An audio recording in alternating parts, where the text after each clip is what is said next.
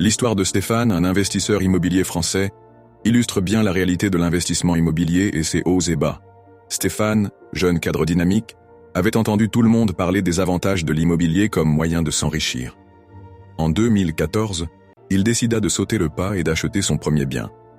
Un appartement de 60 mètres à Lyon, qu'il envisageait de louer pour générer un revenu passif. Au début, tout semblait idéal. L'appartement était bien situé, à proximité des transports et des commerces. Stéphane réussit à obtenir un financement à un taux attractif, et après quelques travaux de rafraîchissement, il trouva rapidement un locataire. Il était confiant. Chaque mois, il recevait son loyer, et l'immobilier lui permettait de construire un patrimoine tout en générant un revenu supplémentaire. Mais au bout de quelques années, des complications apparurent. Tout d'abord, le marché immobilier lyonnais se stabilisa et les loyers, qui avaient augmenté au début, commencèrent à plafonner.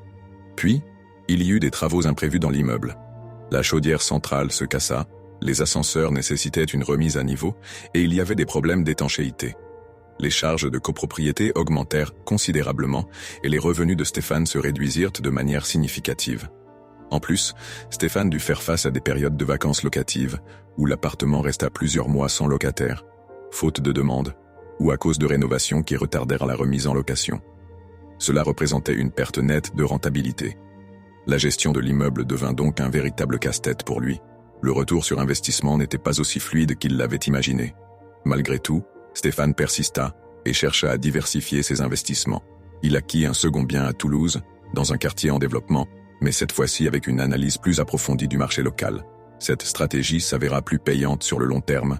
Les loyers augmentèrent progressivement, le quartier se développant rapidement. Il apprit de ses erreurs et se rendit compte que l'immobilier pouvait être rentable, mais qu'il nécessitait une gestion attentive, une connaissance précise du marché et un plan d'action sur plusieurs années. L'histoire de Stéphane montre que l'investissement immobilier, même s'il peut être rentable, comporte des risques et demande une bonne gestion. Les profits ne sont pas toujours immédiats et il faut s'attendre à des imprévus. Mais avec de la patience et une stratégie adaptée, l'immobilier peut effectivement devenir un excellent moyen de constituer un patrimoine durable.